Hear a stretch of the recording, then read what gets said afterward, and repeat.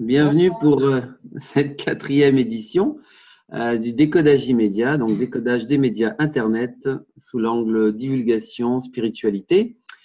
Et bienvenue, je suis Hervé Gaillat et je gère le site révolutionvibratoire.fr. C'est le petit boudin rouge là que vous avez sur l'écran. Et bienvenue à Cindy. Merci, bonsoir tout le monde. Moi, c'est Cindy, administratrice du groupe Facebook Préparez-vous au changement et vivez la révolution vibratoire, ainsi que Méditation mondiale de libération planétaire. Et bienvenue à Marion. Bonsoir, et moi je suis administratrice du groupe L'Infini et l'Invisible. Donc, je vous invite à rejoindre ce groupe qui est assez nouveau et qui parle à la fois de science, d'archéologie, d'exopolitique, voilà, plein de choses. Super. Et bienvenue à Jonathan. Salutations. Moi, gérant du site Exoportail.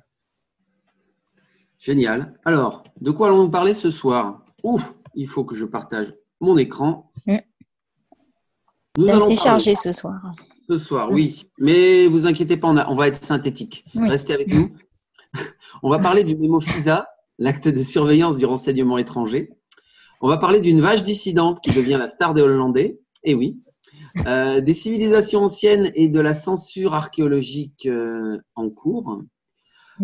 Quelques mots de Soros à Davos qui descend Google et Facebook. L'émission d'obligation de l'État russe en yuan. Et nous finirons par quelque chose qui va nous amener au ciel, des contrats d'âme manipulés dans la quarantaine terrestre. Voilà, donc un beau programme. Donc restez avec nous et je donne la parole tout de suite à Jonathan pour nous parler du mémo FISA. Ouais, alors d'abord, il faut expliquer un peu ce que c'est le FISA. Alors le FISA, c'est l'acte de surveillance du renseignement étranger. C'est une loi du Congrès des États-Unis qui a été créée en 1978, donc en pleine guerre froide, décrivant les procédures des surveillances physiques et électroniques, ainsi que la collecte d'informations sur des puissances étrangères, soit directement, soit par l'échange d'informations avec d'autres puissances étrangères. C'est une loi de contre-renseignement, quoi. Voilà, donc ce qui s'est passé, c'est que vendredi dernier, il y a le président Trump, Donald Trump, après 2 semaines de teasing sur Internet, je ne sais pas si vous avez vu un peu le truc passer, et aussi un peu dans les médias, comme quoi des sénateurs et des membres du Congrès, avaient vu une note, un mémo rédigé qui disait qui condensait une observation d'un rapport confidentiel en disant que voilà, il avait vu des choses anormales se passer, et notamment des membres des membres de la campagne de Trump qui a fait l'objet d'écoutes illégales, grosso modo. Donc là, je vais vous lire vite fait pour être un peu plus exhaustif, un petit résumé de l'histoire. Et après, on verra ensemble si est-ce que c'est positif, négatif cette histoire, ou quelque chose entre les deux. Alors, rédigé à partir d'informations secrètes que le FBI et le département de la justice ont été obligés de communiquer, la note en question a été rédigée sous la supervision du président républicain de la commission du renseignement de la Chambre des représentants, Devin Nunes, contre l'avis des membres démocrates de sa commission. L'objet en est les écoutes mises en place par le FBI contre un membre de l'équipe de campagne de Donald Trump en 2016, dans le cadre des investigations sur les prétendues tentatives d'ingérence et de manipulation russe. Vous savez, tout le tralala là, pendant des mois et des mois, comme quoi les Russes avaient tenté de déstabiliser la présidence de 2016, notamment. Ouais, ils nous ont bien bassiné là-dessus. Ouais. Voilà, on en a bouffé un paquet. Le membre en question qui a été mis sous écoute est Carter Page. Donc c'est un conseiller de la campagne présidentielle Trump, un bénévole en plus. Enfin voilà, c'est même pas vraiment, enfin en tout cas officiellement, officieusement on va savoir, mais officiellement c'est même pas un membre clé. Le document fait de nombreuses révélations, pour le moins embarrassantes, non seulement pour le FBI, mais aussi pour le Parti démocrate. D'après les conclusions de la note, le parti de la candidate malheureuse Hillary Clinton a effectivement financé la constitution du dossier Trump, qui a permis au FBI de justifier sa demande de mise sur écoute de l'équipe de campagne de Donald Trump.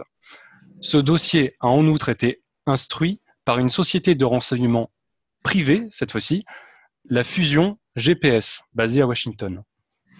Cette officine, qui compte le Parti démocrate parmi ses clients, s'est adjoint les services d'un ancien agent des services britanniques, Christopher Steele. La note révèle également que le FBI a donné son agrément pour que l'ancien espion du MI6 bénéficie de rétributions versées par la Commission nationale démocrate. Donc en gros, pour synthétiser, qu'est-ce que ça veut dire ? Ça veut dire que toute l'histoire qu'on nous a bassinée, comme quoi Trump était un pseudo-agent russe et que le Kremlin était derrière les élections présidentielles. Il y a un petit bruit en fond, là, je ne sais pas d'où ça vient. Ok.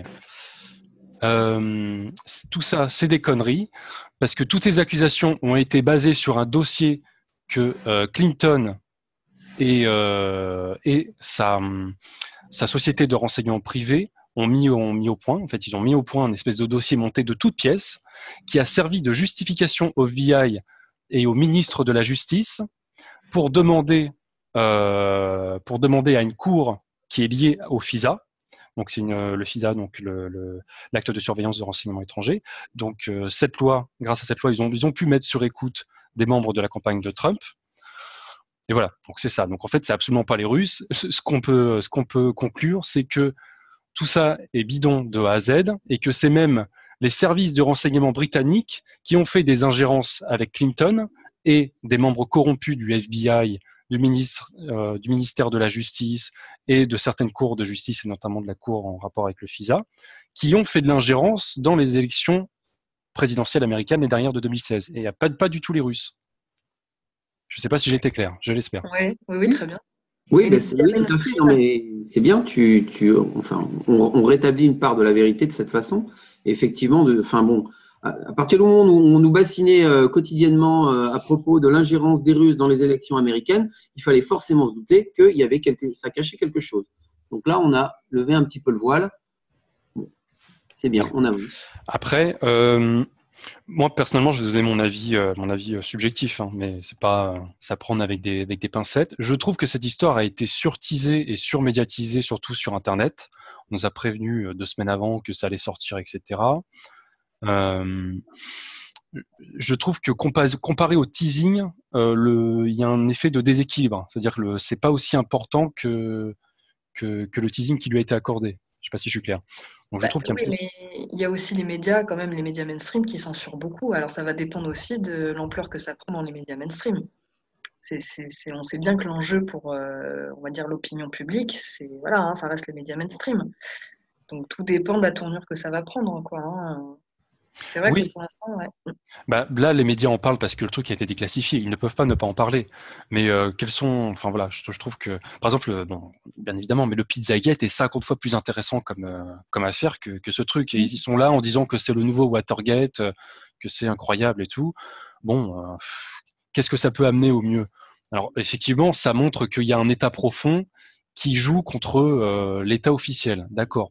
Là, je me mets dans une posture de l'Américain de base moyen, qui n'est pas au courant de ça, etc. Donc oui, ça met en pleine face qu'il y a un État profond, qu'il y a eu des pressions, qu'il y a eu une inversion accusatoire par rapport à la Russie, etc. Ok.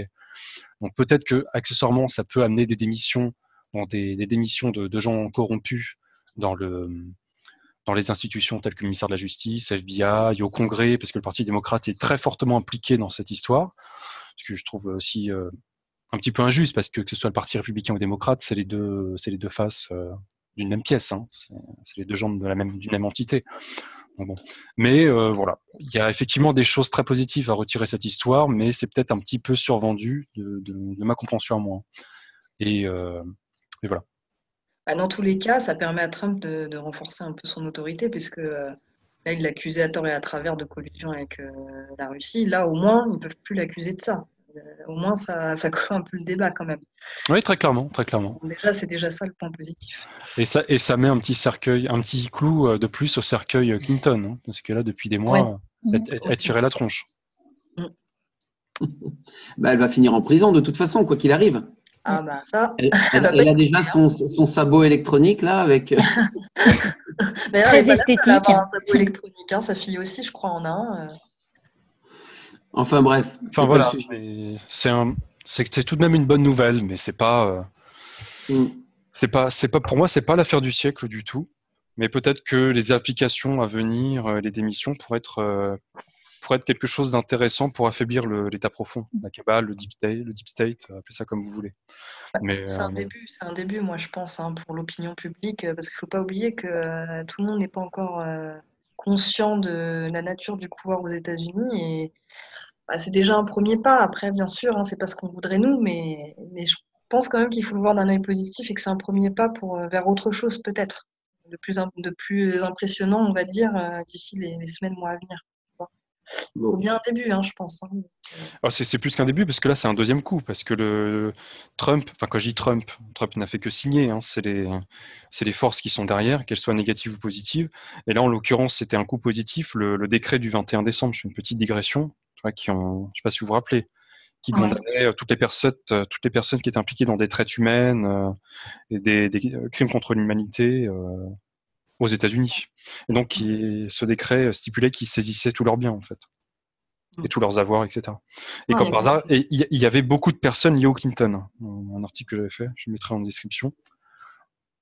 En fait, je pense qu'il faut le voir dans le contexte, c'est ce que tu dis, c'est ça cumulé aux arrestations pédophiles, etc. C'est un tout quand même qui est assez engageant, quoi, je trouve. C'est ça. En fait, si on le prend de manière isolée, c'est moyennement intéressant. Par contre, si tu l'ajoutes à la séquence depuis un an et les choses qui sont en cours en coulisses, effectivement, c'est une marche supplémentaire. Ouais, tout à fait. Bon, le saut fuit, les informations continuent à percoler, la divulgation continue à percoler. On n'a pas fait le grand saut encore, mais voilà, ça continue. Bon, en tout cas, moi, je vais vous parler de l'information du siècle. C'est peut-être pas l'information du siècle, mais moi, je vais vous parler de ça. Et l'information du siècle, c'est l'histoire d'un bovin, une vache, quoi. Une vache limousine qui s'appelle Hermien, qui, en fait, cette vache, d'ailleurs, elle est hollandaise, elle vit en Hollande et on a voulu l'emmener à l'abattoir. Et au moment de rentrer dans le camion pour l'emmener à l'abattoir, on ne sait pas ce qui a pris à cette vache, elle a pris conscience sans doute qu'elle allait à la mort et elle a refusé de monter dans le camion, elle a pris la fuite. Alors, on dirait, mais pourquoi il nous parle de ça ? Je trouve que cette histoire est quand même intéressante parce que non seulement donc elle a pris la fuite, donc on n'a pas trop cherché apparemment à l'attraper parce elle s'est enfuie dans les bois, mais c'est que cette histoire s'est ébruitée et les Hollandais en fait se sont intéressés à cette affaire et à tel point même que ils se sont pris d'amitié, de compassion pour cette vache en cavale. Et il y a même alors un parti politique néerlandais, tenez-vous bien, qui a lancé une cagnotte, qui a ouvert une cagnotte pour essayer de collecter de l'argent pour lui en fait acheter une retraite dorée pour éviter justement qu'elle aille à l'abattoir, voilà, pour qu'elle puisse vivre une fin de vie tranquille. Donc 50 000 € collectés pour l'acheter à l'éleveur. Donc l'éleveur, je pense qu'il a fait un bon calcul dans l'histoire. Il ne s'imaginait pas que cette vache en cavale lui rapporterait autant d'argent. Alors pourquoi je vous parle de ça ? Parce que les Pays-Bas, les pays européens de façon générale, c'est quand même des pays assez carnivores. On sait que notre modèle où on est des forts consommateurs de viande, c'est pas un modèle qui est pérenne dans le temps par rapport à la survie de la planète. Et là, ce qui est intéressant de voir, c'est que ce peuple carnivore se prend de compassion pour cette vache. Et ils vont pas remettre pour autant leurs habitudes alimentaires du jour au lendemain, mais c'est quand même intéressant de voir que la conscience animale évolue, puisqu'elle prend conscience de ce qui lui arrive et voilà, et tente d'échapper à la mort, d'une part, et la conscience humaine évolue également avec ce grand mouvement de solidarité autour de ce bovin. Bovin hermien. Voilà, donc c'était juste la petite note que je voulais vous apporter sur l'évolution des consciences animales avec les montées de vibrations de la planète. Et j'en ai fini avec mon histoire et on va passer à quelque chose de beaucoup plus sérieux maintenant, que sont les civilisations anciennes et la censure archéologique. Ah, la transition. Les civilisations anciennes et les découvertes récentes avec la censure archéologique. Ça, c'est du gros morceau. Donc, à la une des découvertes récentes, on en a pas mal parlé sur Internet, c'est la découverte d'une cité maya de 2000 km² et de plus de 60 000 habitations, excusez-moi. Donc, ça a été découvert au nord du Guatemala, à la frontière du Mexique et du Belize. grâce à une technologie de pointe de détection par laser et des drones. Car évidemment, comme on est au XXIe siècle, on a les nouvelles technologies qui sont au service de l'archéologie. Donc, on peut aller plus loin dans les investigations. Donc, cette cité, c'est tout un réseau de structures qui a été caché par la végétation dense. Car évidemment, la jungle là-bas, elle est très épaisse. Donc, on a découvert des trottoirs, des maisons, des lieux de cérémonie, des fortifications et même une pyramide de 30 mètres de haut. Et des pyramides, il faut savoir qu'on en trouve de plus en plus sur la planète, sur des endroits insolites. Mais les pilleurs de trésors vont vouloir aller là-bas et essayer de voir ce qu'ils peuvent trouver. Ah bah, ça arrive tout le temps, hein. Mais bon, comme vous le savez, il y en a toujours et il y a les versions officielles et les versions officieuses. Donc, on nous sort les versions officielles en censurant la vérité. Ce qu'on appelle l'archéologie interdite. Donc, qu'est-ce que l'archéologie interdite ou la censure archéologique? Donc là, par exemple, pour les Mayas, on nous dit toujours, oui, on découvre des cités, des monuments de pierre, etc. Mais on ne nous parle pas vraiment des fonds de l'histoire qui sont plus intéressants, où ils étaient en relation avec des dieux. Et les Mayas disaient que ces dieux venaient des étoiles. Alors évidemment, ça, on n'en entend pas beaucoup parler. Mais par contre, les bâtiments de pierre, on en entend parler. Donc, la censure archéologique. Tu développes pas les dieux des étoiles? Je pensais que tu allais nous développer ça. Les dieux des étoiles, en fait, ça, je développerai ça dans un autre sujet un peu plus tard. J'ai un peu plus ciblé ce soir. Donc, l'archéologie interdite. Donc, on censure nos archéologues. Ça, faut le savoir. Je ne sais pas si tout le monde le sait. Car les archéologues, par exemple, qui croient à l'existence de l'Atlantide, il y en a. Ils font des recherches. Et ils ont énormément de mal à trouver des subventions parce qu'ils ne sont pas reconnus par la communauté scientifique. Il y a certaines, on appelle ça les mythes et légendes, qui ne sont pas admis comme vrais. Donc, à chaque fois que, par exemple, un scientifique découvre quelque chose sur l'Atlantide, ben, vous n'allez pas vraiment en entendre parler, malheureusement. Parce que forcément, certaines théories sont remises en cause, souvent, quand les archéologues y découvrent des objets qui n'ont rien à voir avec ce qu'on veut nous faire croire.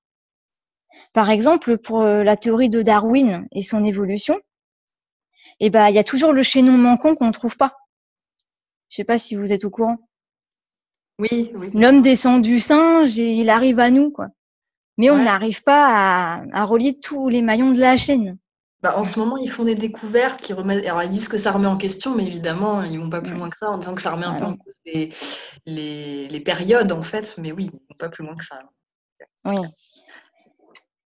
Donc, il n'y a pas que ça. Donc, je vous ai emmené chez les Mayas. Donc, maintenant, je vais vous emmener en Égypte. Donc, je sais qu'il y a beaucoup d'amateurs d'égyptologie dans le monde. Donc ça, en Égypte, il y a souvent des découvertes de fait, parce que forcément, on en découvre tous les jours. Alors, ce qu'on a découvert en automne dernier, grâce à des scanners de haute technologie, encore une fois, c'est des nouvelles cavités sous la pyramide de Khéops. Et il y a un truc qui m'a un peu, je vais pas dire choqué, mais ils ont utilisé une expression, les journalistes, pour dire qu'on avait découvert une cavité assez grande. Alors attention, je cite, pour accueillir un avion de grande ligne. Ah. J'adore cette expression. Un avion ou une soucoupe volante?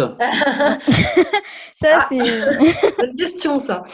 Ouais, donc une assez grande cavité pour accueillir un avion de ligne.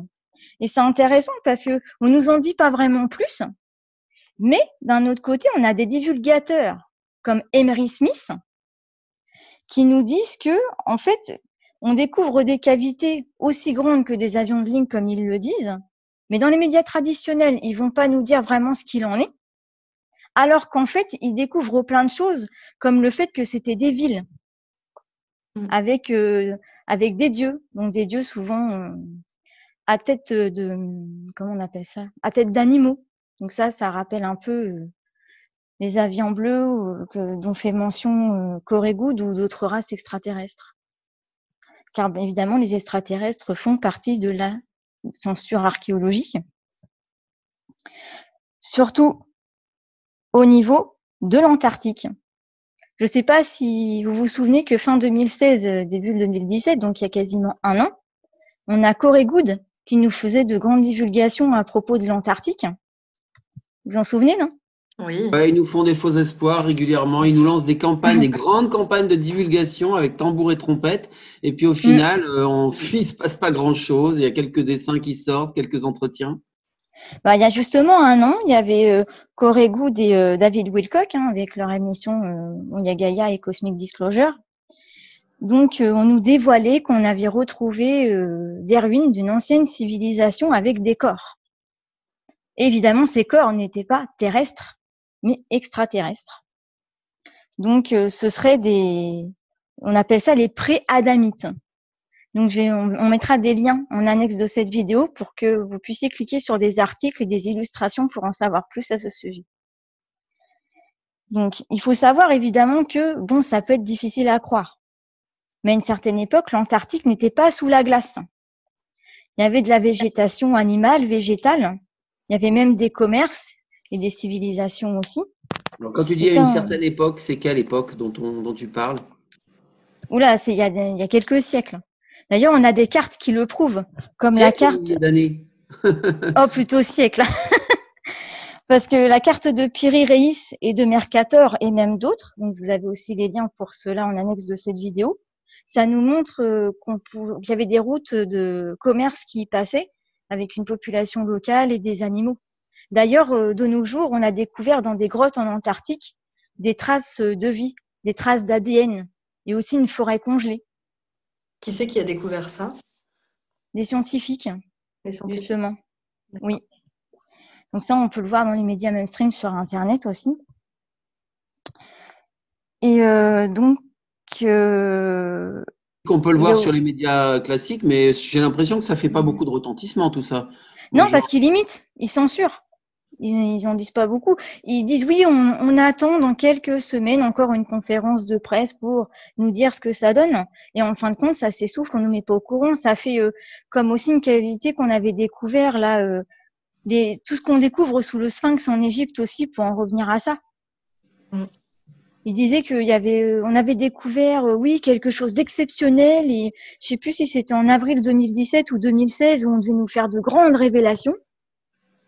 Et finalement, on n'a rien eu, quoi. Oui, bah oui, comme d'hab. Ah oui, on n'a rien eu. Donc, il faut toujours, pour en savoir plus, aller dans les médias alternatifs avec les grands divulgateurs, comme Emery Smith, Corée-Good ou David Wilcock. Mais bon, il faut savoir aussi que il y a aussi des bases militaires secrètes en Antarctique. Je ne sais pas si vous le saviez. Ben, on en a parlé dans notre dernière conférence là, sur les programmes spatiaux secrets. On a évoqué ce sujet-là un petit peu. Oui, on a évoqué un petit peu. C'est surtout au niveau des nazis. Les nazis qui ont installé des bases là-bas.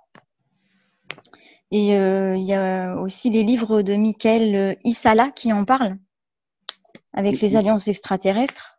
Michael Sala. Michael Sala. Je ne sais pas pourquoi. Ah oui, c'est le nom de son deuxième prénom. Oui, Michael Sala. Oui, ils ont toujours les écrivains des grands noms. Donc, on a des bases militaires secrètes depuis des dizaines et des dizaines d'années. Parce qu'évidemment, ils veulent cacher tout ça. Mais il y a toujours des anciens militaires qui, au bout d'un moment, nous révèlent toutes ces choses-là. C'est comme aussi, on nous avait dit qu'il y avait soi-disant un grand vaisseau sous la glace en Antarctique. Donc, on n'en entend plus parler non plus. Un grand vaisseau de plusieurs étages. Je ne sais pas si vous vous rappelez. Oui, tout à fait. Ouais. Mais c'est toujours pareil. Ces histoires d'Antarctique, on aimerait avoir plus de concret et puis ça fait un flop à chaque fois. Et je sais pas. Ouais. Enfin, on a vu des images circuler effectivement de pourrait être un grand vaisseau. Mais c'est vrai que c'est difficile certaines illustrations à discerner si c'est du fake ou pas. C'est pour ça. Par contre, moi, j'avais entendu parler, c'était il y a quelques mois, là, ils avaient divulgué qu'il y avait une ancienne forêt préhistorique qui commençait à apparaître en Antarctique. Je ne sais pas si tu as suivi ça. Oui, c'est avec la fonte des glaces. Voilà. Donc, moi, je me disais, tiens, est-ce que ça serait un début de divulgation? Mais en effet, c'est pareil, ça fait. Bah justement, je crois que c'est Corée Goutte qu'on parle, qui dit que petit à petit, l'élite voudrait faire une sorte de divulgation partielle à propos de l'Antarctique. Et il y en a pas mal dans la communauté spirituelle ou même des éveillés qui se demandent si ça commence pas par là. La fonte des glaces, oui, on a découvert ceci, cela, comme s'il y avait une progression. Oui. La végétation, des traces d'ADN, donc des traces de vie, pour finalement dire, ah bah ça y est, on a découvert des corps et oh, surprise, ils sont pas terrestres. Oui. Donc, mais c'est clair que c'est une des clés de la divulgation, l'Antarctique. Donc, c'est pour ça d'ailleurs qu'il y a pas mal d'informations qui arrivent au compte-gouttes, mais en même temps, on a l'impression qu'ils lâchent et qu'ils retiennent à la fois. C'est assez désagréable cette sensation. Le Contacté Cobra, dont on parle régulièrement dans nos émissions, a fait mention même de guerre sur le continent antarctique entre différentes factions de programmes spatiaux. Ça, c'est vrai. Mais l'Antarctique, c'est vrai que on dit toujours c'est une terre qui n'appartient à aucun pays. Ça, c'est officiellement. Mais officieusement, c'est pas ça du tout. Parce l'Antarctique, on n'en entendait pas tellement parler avant, il y a quelques années. Tout à fait. C'est tout récent qu'on en entend beaucoup plus parler. C'était la chasse gardée, justement, des anciens nazis. Oui, Alors, si je fais le gardien du temps, donc je te presse un petit peu. Je voulais juste insister sur le fait que les civilisations anciennes, ça revenait à la surface. Parce qu'avant, on voulait nous les faire oublier. Je sais pas, parce qu'à l'école, tout ce qui est Atlantide, Maya, etc., on n'en parle pas trop. Parce que à travers l'histoire, en fait, on veut nous faire oublier nos véritables origines, la vraie histoire de la Terre. C'est pour ça que les gouvernements ont mis en place la censure archéologique. Mais maintenant, on a des passionnés, heureusement, qui font de l'archéologie dite interdite. D'ailleurs, il y a certaines séries documentaires là-dessus, car on est au temps des grandes révélations. Très bien. Ben oui, et puis nous, on en parle aussi parce que voilà, on sait que c'est important. Et pour étayer un peu ce que je dis, en annexe de cette vidéo, vous aurez des liens sur lesquels vous pourrez cliquer pour en savoir plus. Ok, super. Donc, merci. N'oubliez pas les civilisations anciennes, Atlantide, Hyperborée, Maya, etc., Mule et Muri. Renseignez-vous dessus et vous comprendrez mieux nos véritables origines. Il y a un auteur d'ailleurs qui est assez connu, qui s'appelle Graham Hancock, qui a écrit pas mal de bouquins justement sur les civilisations anciennes et les vestiges de ces civilisations anciennes. Je vous recommande ces bouquins, ils sont absolument passionnants. Alors, on va changer de sujet. On va parler un petit peu de Soros à Davos. Ça rime. Ouais, ça rime, exactement. J'ai été interpellé récemment, là, suite au forum de Davos, par des déclarations de Soros.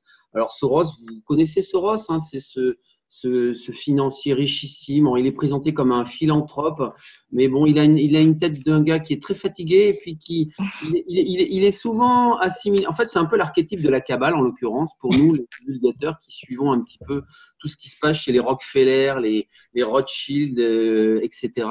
Et donc, Soros, c'est un petit peu l'archétype de ça.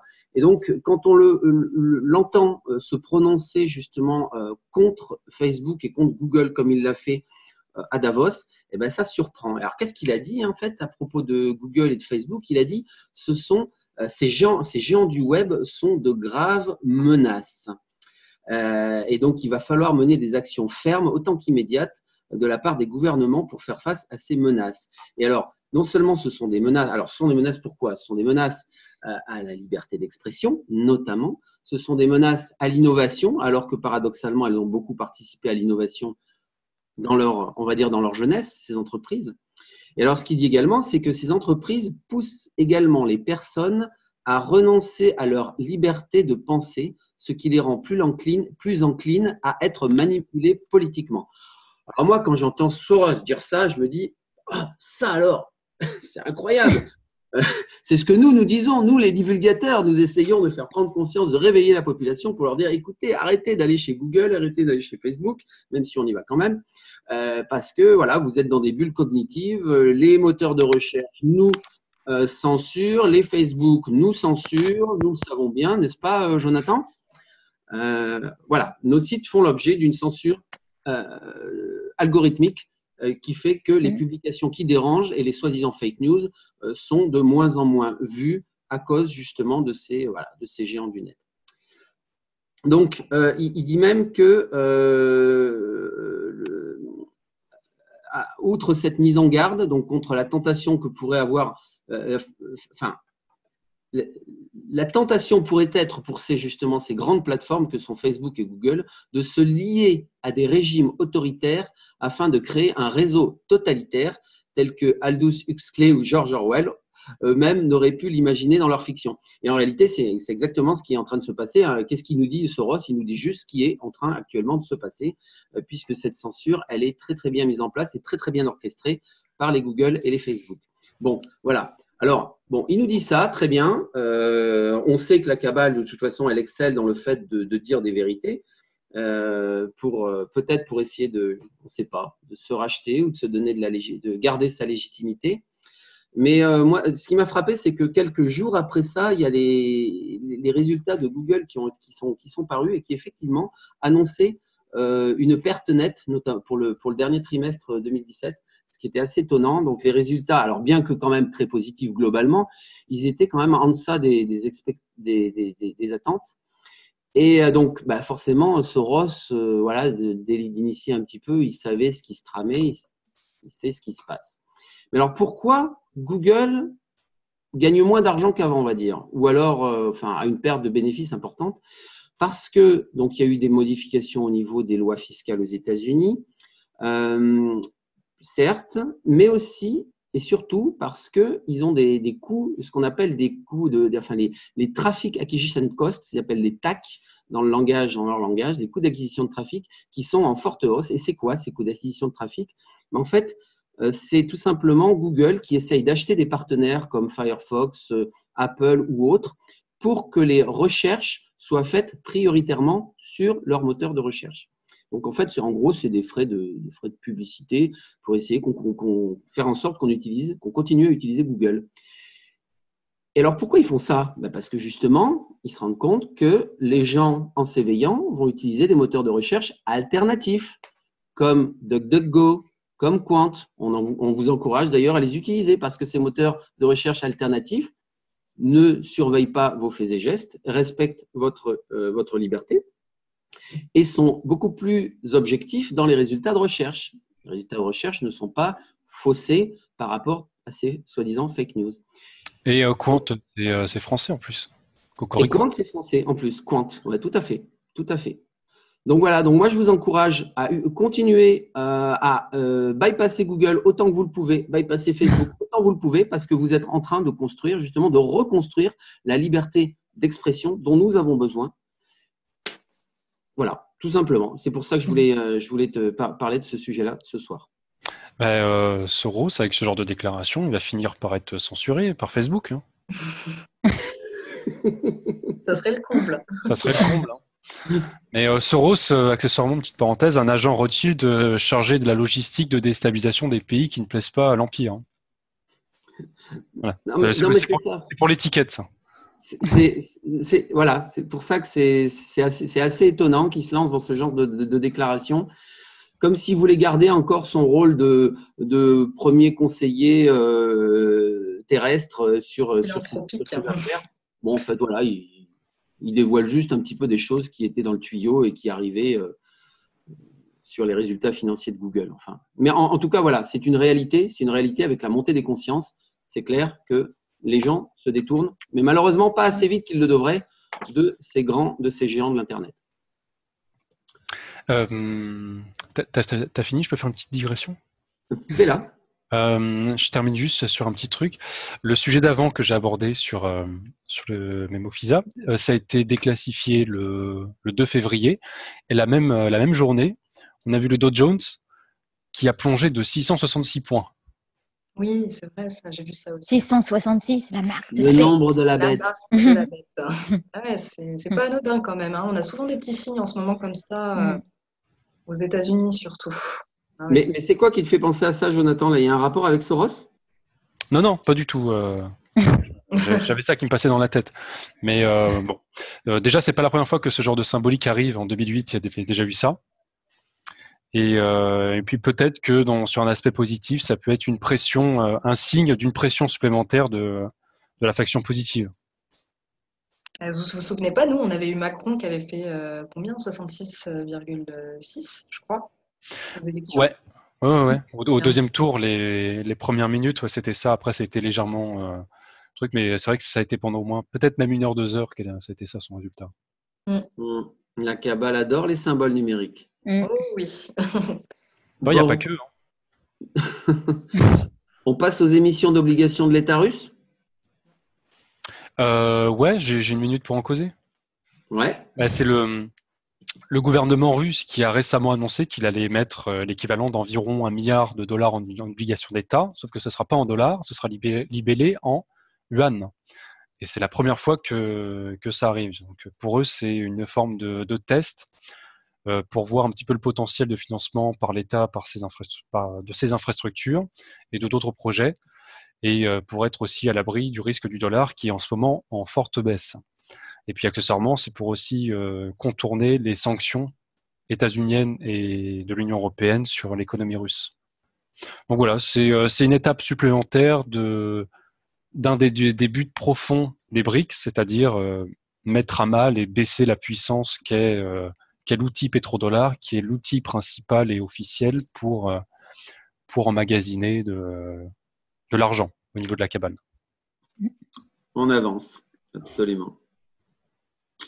Ok, bon, bah, on va terminer cette émission sur un sujet plus spirituel. Les contrats d'âme, mais techniques, mais néanmoins très techniques. Donc, accrochez-vous. Très technique. Et Marion, à toi la parole et essaye de nous faire comprendre qu'est-ce que c'est qu'un contrat d'âme manipulé. Ouf, un gros poids sur moi là.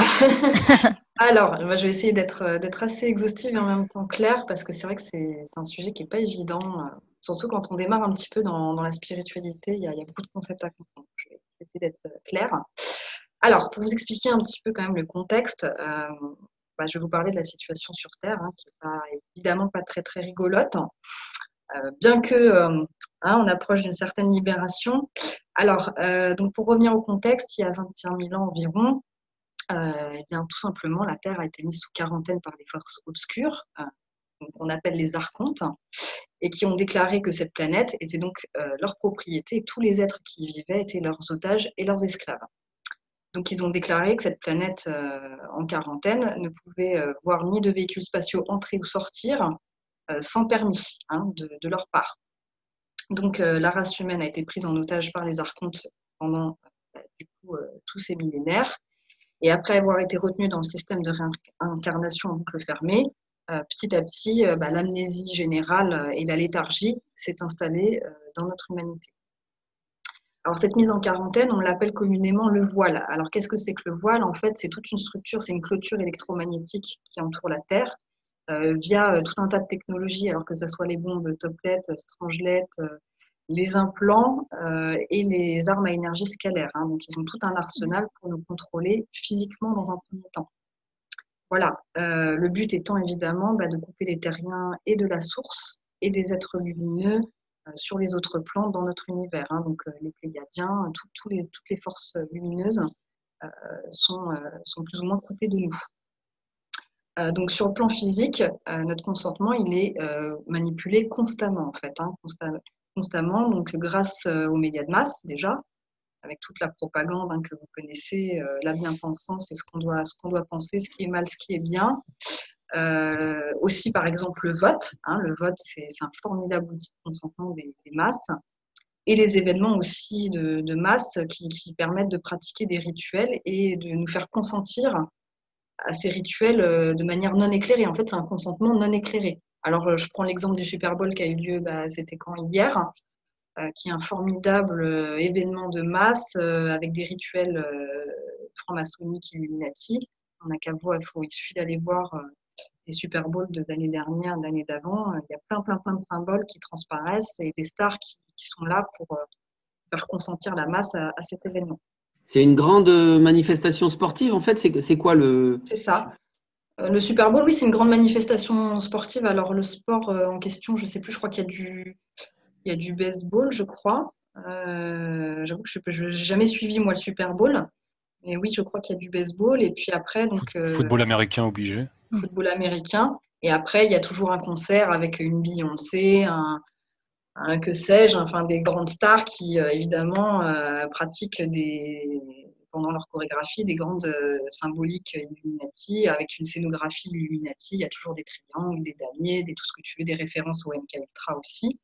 Donc voilà, hein, c'est une façon de nous faire consentir et de pomper aussi nos énergies. Hein. C'est aussi un moyen de pomper toutes les énergies parce que pendant ce genre d'événement, évidemment, il y a beaucoup d'émotions qui sont dégagées et donc ça leur permet de pomper ça. D'ailleurs, je crois que dans les écrans géants du Super Bowl, il y a de la géométrie dans les écrans qui est insérée pour pouvoir canaliser toutes ces énergies. C'est des Voilà. pentagrammes dans les dalles des écrans et c'est des écrans spéciaux. Voilà, tout à fait.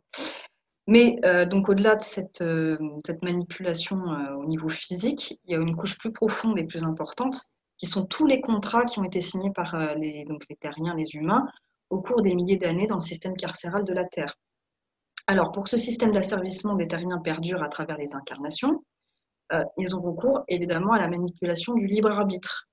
Parce que quand même, ce qu'il faut préciser, c'est qu'on est avant. Enfin, ils peuvent effectivement nous manipuler par différents moyens. Oui, c'est vrai, il y a des bombes et on est pris en otage, mais ils ont quand même malgré tout besoin de notre consentement. C'est quand même majeur pour eux, c'est de nous faire consentir à ce système, parce que sinon, ça s'effondrerait quand même assez rapidement. Et c'est une loi universelle, hein, le libre arbitre, dans le monde libre, dans l'univers libre, le libre arbitre, il est respecté. C'est un principe divin, c'est le principe que chaque être humain fait ses propres choix en conscience et dans le libre arbitre. Et c'est lié au codex galactique aussi. Tout à fait, au codex galactique. Donc, sur des plans plus subtils, voilà, il faut qu'ils manipulent notre incarnation et pas notre âme, parce que notre âme, elle n'est pas manipulable. C'est pas elle qui est manipulée, c'est l'incarnation, c'est le choix de l'incarnation qui est manipulé. Hein. Donc, c'est des contrats d'incarnation. En fait. D'ailleurs, en ce sens, je recommande vivement de regarder le film ou de lire le livre Nos Solar, donc Notre Demeure, qui est donc un film adapté du livre du Brésilien Chico Xavier et qui parle très très bien de cette manipulation d'incarnation et notamment aussi chez les êtres éveillés et même les guides, hein, les guides spirituels, les maîtres sont aussi eux-mêmes manipulés en ayant l'impression de s'incarner pour de bonnes raisons, hein, pour guider l'humanité, mais eux-mêmes sont aussi manipulés. Si tu veux bien passer, Hervé, la petite séquence là, que j'avais sélectionnée qui est vraiment sympa.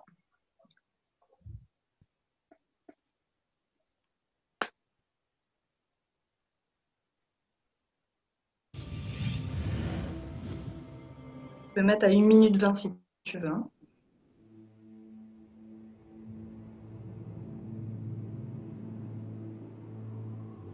Voilà. Nous répondrons à toutes vos questions. J'ai besoin d'explications. La vie sur Terre est une copie de celle-ci. Tout ici a un sens et une raison d'être. Oh mon Dieu.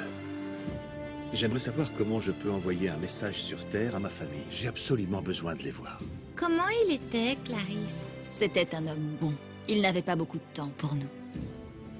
Mes frères bien-aimés, une grande guerre de portée mondiale commence. Des millions d'âmes seront de retour dans le monde spirituel. Pardonnez-moi. Il y a des cœurs qui prient pour vous, André. Mon fils. Le monde a besoin d'histoires avec des fins heureuses.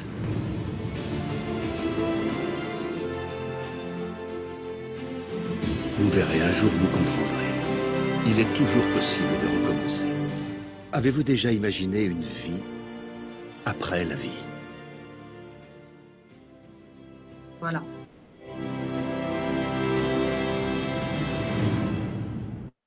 Donc voilà, on voit bien dans ce film cette manipulation ou alors des êtres, parce que suivant en fait nos fréquences vibratoires quand on meurt sur le plan physique, on peut se retrouver directement dans ces espèces de villes qu'on voit dans le film qui sont plutôt chaleureuses, hein, plutôt lumineuses.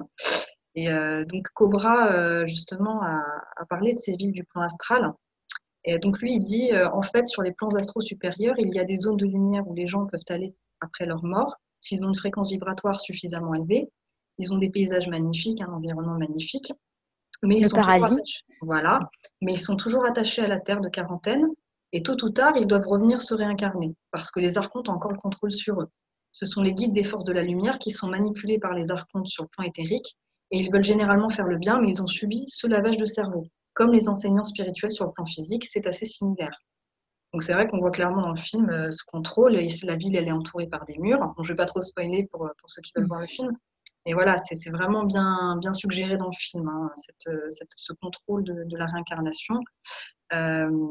D'ailleurs, cette manipulation de la réincarnation, elle passe aussi par l'utilisation du concept de karma. Hein, on parle des seigneurs du karma, en fait, ce sont tout simplement les archontes qui, quand on passe sur les plans astraux, vont s'adapter en fait à nos croyances, hein, parce que c'est pas forcément des hindous, des bouddhistes, hein, c'est tout le monde. C'est-à-dire qu'ils vont utiliser nos croyances, donc ça peut être, ils peuvent se faire passer pour Jésus ou pour un guide, et nous suggérer qu'en fait, on a encore des choses à expérimenter sur la Terre, et nous inciter en fait à nous réincarner. Et parfois, ils vont même aller très loin parce qu'ils vont même nous dire qu'on a commis des atrocités, des assassinats et qu'il faut qu'on se rachète. Et ça parle notamment aux gens qui sont croyants. C'est vrai que dans la religion chrétienne et par exemple dans l'islam aussi, il y a cette notion d'action mauvaise et de bonnes actions. Hein. On calcule un peu nos bonnes actions et nos mauvaises actions et c'est ça qui nous ouvre la clé au paradis. Attention au purgatoire. Donc forcément, un croyant, il a tendance à culpabiliser, se dire « Oh là, en effet, il faut peut-être mieux que je me réincarne pour me racheter un petit peu de mes fautes. » Donc voilà comment il manipule le concept de karma. Les manipulations sur la peur, ça c'est bien efficace de la part des négatifs. Toujours la peur, hein, toujours la peur d'être sanctionné, d'atterrir en enfer, etc. Voilà donc pour ce concept de karma. Qu'est-ce que j'ai d'autre à dire? Oui, on a retrouvé aussi ce concept. Alors, moi, ce qui me désespère un peu, c'est que je sors pas mal sur des sites spirituels, un peu New Age ou pas New Age, mais qui aussi propagent ce concept de karma, que c'est bon, que c'est pour expérimenter, que oui, des fois, on se traîne le poids de nos actions passées dans des vies antérieures. Enfin, voilà, c'est complètement faux. Hein. De toute façon, j'invite chacun à faire appel un peu à son discernement et on sent bien qu'on est toujours dans la culpabilité finalement. C'est pas très lumineux, moi je trouve, comme concept. Hein. Voilà. Alors, quelle forme prennent ces contrats? Ils prennent tout un tas de formes dans nos vies terrestres. Hein. Le principal, c'est l'acte de naissance, qui est en fait un titre de propriété appartenant au gouvernement, déclarant qu'ils ont des droits d'auteur sur le nom de naissance et donc ils possèdent tout ce qui est enregistré sous ce nom. Alors, on mettra en lien, là je ne vais pas en parler parce que c'est un peu long, mais il y a vraiment une fraude sur le nom légal. Il y a eu beaucoup de personnes qui ont fait un formidable travail sur la fraude du nom légal. J'invite vraiment à aller se documenter là-dessus. C'est vraiment saisissant. Hein. C'est pourquoi partout dans le monde, il n'est pas possible d'acquérir votre acte de naissance, en fait. Vous ne pouvez avoir que des extraits de votre acte de naissance, c'est parce qu'il y a des choses qui sont insérées dedans. Hein. Dès votre naissance, on insère des clauses un peu officieuses dans votre contrat et dans votre acte de naissance. Donc voilà, il y a aussi les contrats avec les systèmes médiatiques et publicitaires qui nous dictent donc la bonne façon de penser, leur version officielle de l'histoire. Ils se nourrissent de notre énergie par la peur. On voit bien dans les journaux télévisés, c'est constamment de la peur, de la peur, de la peur, pour nous faire consentir à leur système.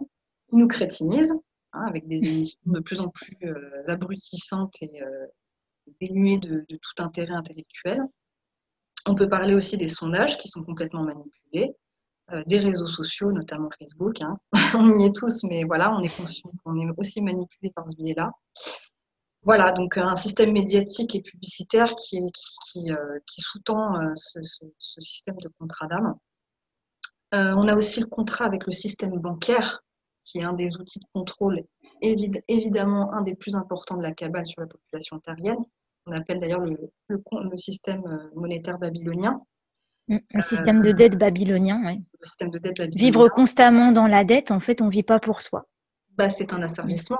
On est asservi ad vitam aeternam, puisqu'il y a une dette qui croît d'année en année.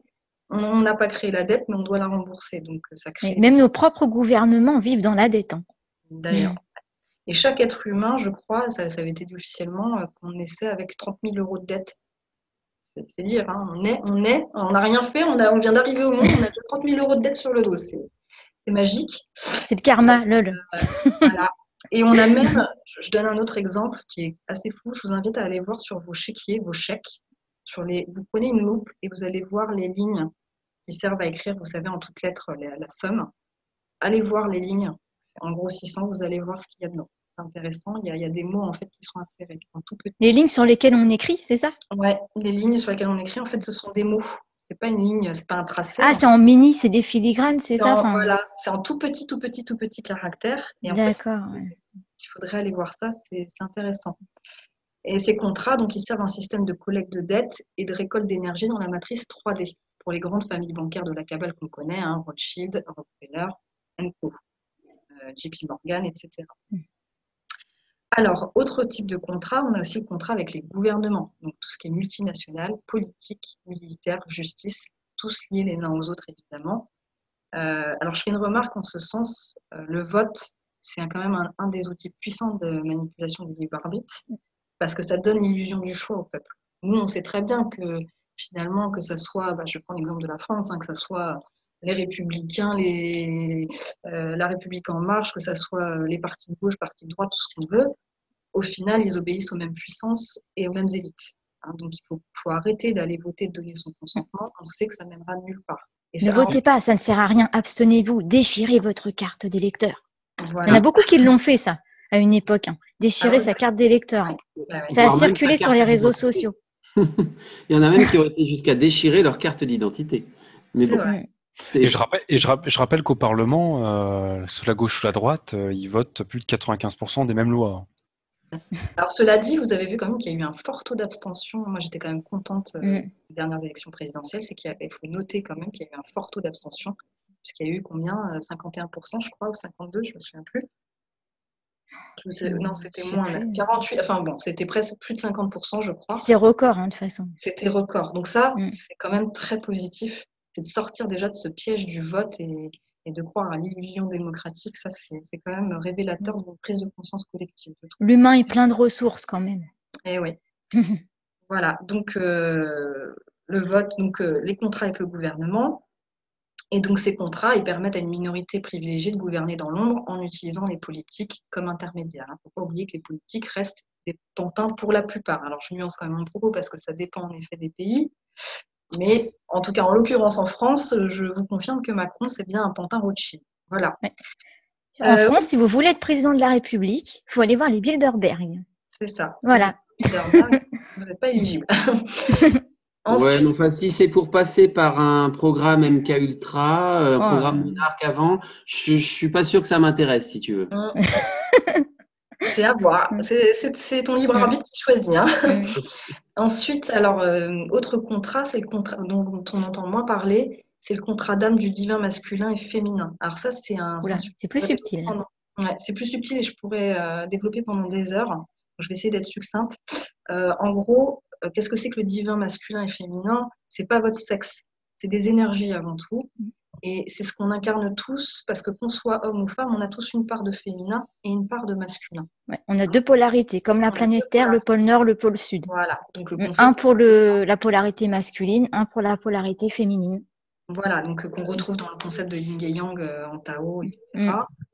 Donc voilà, il faut bien avoir conscience qu'on véhicule nous-mêmes ces énergies et qui sont complètement manipulées aussi. Alors, ça passe par la dégradation ou la perversion par les dogmes religieux, hein, qui rendent sale, par exemple, le sexe, qui ont tendance à instaurer le patriarcat.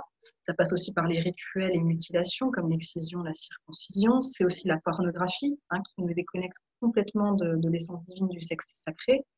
Et la pensée dominante véhiculée par les médias et les politiques. Notamment, en Occident, on a un essor du féminisme anti-masculin et de la propagande sur le genre qui crée premièrement une compétition entre les sexes et qui crée de la confusion totale chez les jeunes sur l'identité sexuelle. On voit des choses aujourd'hui qui sont effarantes. On voit en quelques années comment les jeunes ont été complètement déboussolés avec ces concepts de genre. Voilà, hein, et puis évidemment, on sait très bien vers quoi ça fait glisser après, c'est aussi la pédophilie. Hein. On sait très bien que le but aussi, c'est ça. Donc voilà cette perversion du divin masculin et féminin, comment elle se manifeste. Et on peut parler aussi de tous les contrats qui forcent une femme aussi à porter et mettre au monde une âme qui n'est pas un choix de co-création divine avec le partenaire masculin de son choix et qui lui est lié. Parce qu'il faut savoir qu'il y a quand même une attaque sans précédent sur les femmes. Pourquoi? Parce qu'il y a l'enjeu de l'ancrage de l'énergie féminine sur Terre. Hein, Une pensée pour Isis Astara. Voilà, une pensée pour Isis Astara, tout à fait. Donc ces déesses comme Isis Astara, l'enjeu c'est qu'on canalise donc ces énergies pour libérer la planète. Donc évidemment, on a une attaque sans précédent sur le divin féminin. Et d'ailleurs, c'est pas un hasard si Daesh est surnommé Isis. Hein. Vous noterez quand même, vous noterez l'allusion, la symbolique derrière. C'est pas anodin. Voilà. Donc, Isis, qui est l'acronyme en anglais du Mossad. Voilà, tout à fait en plus. Donc voilà sur cette manipulation constante du divin masculin et féminin.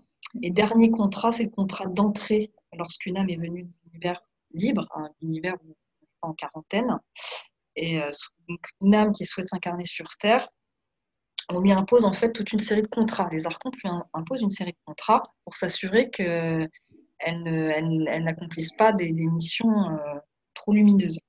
Donc, et ça, on le voit aussi dans le film Nos Solar, je crois, non? Oui, ils en parlent, ouais. Oui, je crois.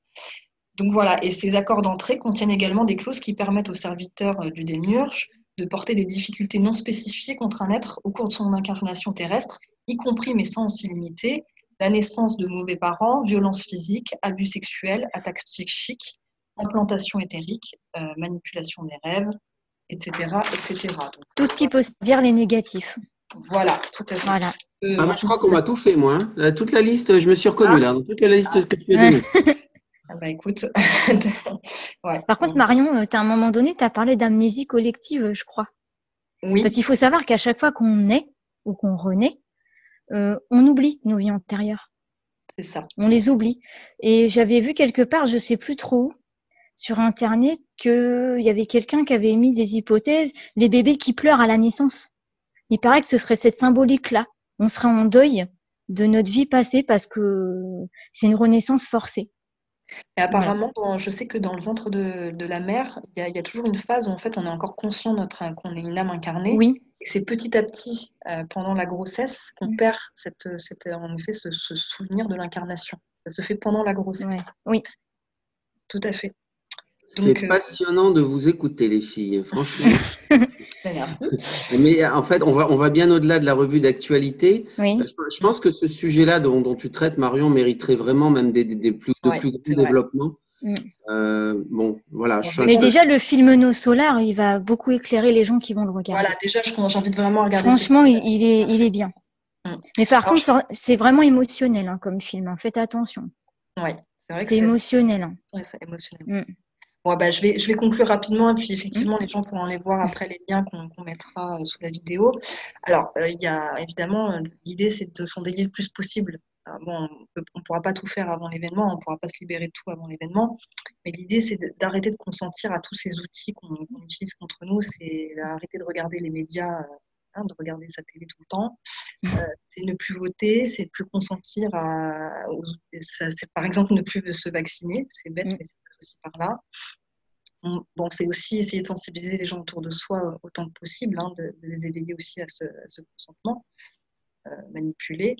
Et puis pour ceux qui s'en sentent capables, c'est aussi par exemple plus payer ses impôts. Il faut savoir qu'en fait on paye des impôts qui sont illégaux. Donc il y a des gens qui ont le courage de s'opposer à ça, qui ne payent plus du tout leurs impôts.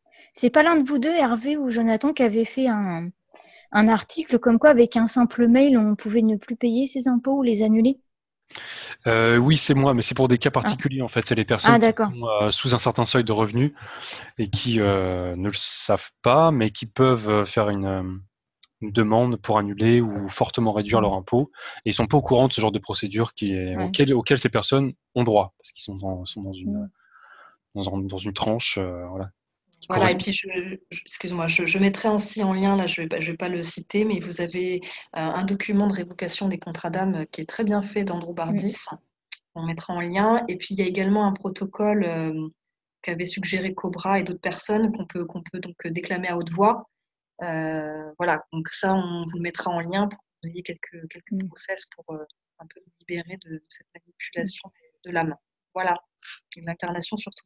Et bien sûr, si vous avez des questions, vous les faites en commentaire ou par messagerie privée ou dans nos groupes. Ne vous inquiétez pas, on vous répondra. Car bien sûr, on vous parle de certaines choses, mais on est prêt à vous suivre aussi si vous avez des questions ou des besoins particuliers dans certains cas. C'est beau le sens du service. C'est ça, c'est le service aux autres. Voilà. Oui, tout à fait. Marion, merci beaucoup d'avoir couvert très bien, brillamment, ce sujet difficile. Je t'ai écouté avec beaucoup d'intérêt. J'ai appris des choses. Et je remercie nos auditeurs. Nous avons finalement tenu 1 heure. Désolé de vous avoir pris 1 heure de votre temps, mais je pense que ça valait la peine. N'hésitez pas à partager cette vidéo ou partager les publications. N'hésitez pas à approfondir vous-même les sujets. Pensez à liker également sur Facebook ou sur YouTube surtout. Ça nous est toujours utile. Voilà. Et on vous donne rendez-vous à une prochaine émission la semaine prochaine. Salut, portez-vous bien. On dit merci à tout le monde. Merci à vous. Merci. Au revoir à tous. Au revoir. À lundi prochain.